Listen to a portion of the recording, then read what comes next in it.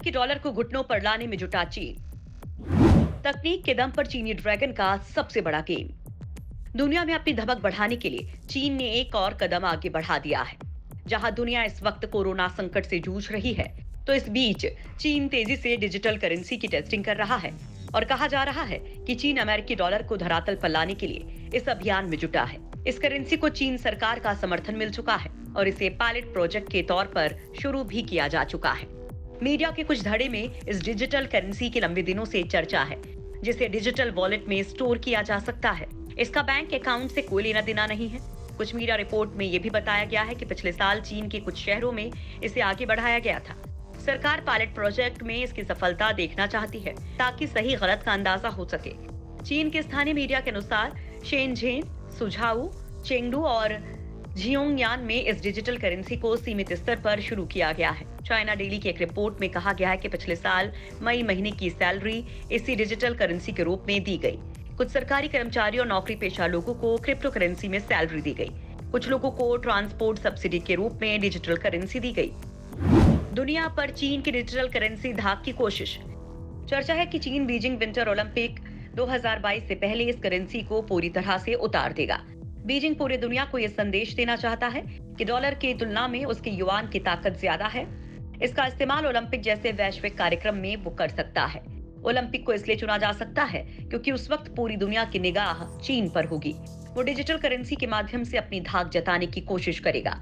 America से जारी तनातनी के अर्ज से पहले ये युआन को डॉलर से आगे निकालने की जुगत में है। इसके लिए वो सोने का भंडार भी जमा कर रहा है। चीन की इस करेंसी की चर्चा इसलिए ज्यादा है क्योंकि ऐसा पहली बार होगा जब कोई इतनी बड़ी आर्थिक महाशक्ति डिजिटल करेंसी का ऐलान करेगी। दुनिया में सरकारी तौर पर अब तक ऐसा ऐलान नहीं हुआ है।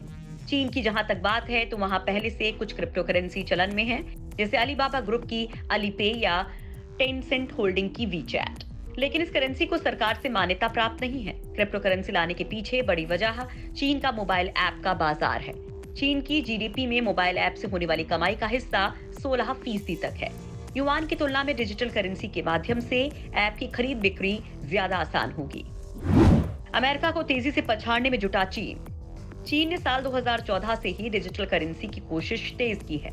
कहा जा रहा है कि उसे भावी समय में अमेरिकी डॉलर को सबसे बड़ी चुनौती देनी है। इसे देखते हुए वो अपनी करेंसी में हर दिन नए नए प्रयोग कर रहा है। अमेरिका जिस हिसाब से दुनिया के देशों पर आर्थिक प्रतिबंध लगाता है, उससे निपटने के लिए चीन को सबसे अच्छा जरिया डिजिटल करेंसी ही लग रही है। करेंसी डिजिटल हो जाए तो प्रतिबंधों का कोई असर नहीं होगा, क्योंकि डिजिटल करेंसी बैंकों से नहीं जुड़ी होती है। इसलिए बिना किसी रोक टोक उसे कहीं भी चला सकते हैं। ईरान, नॉर्थ कोरिया और रूस जैसे देशों में अमेरिकी प्रतिबंधों की काट के लिए चीन डिजिटल करेंसी पर जोर दे रहा है।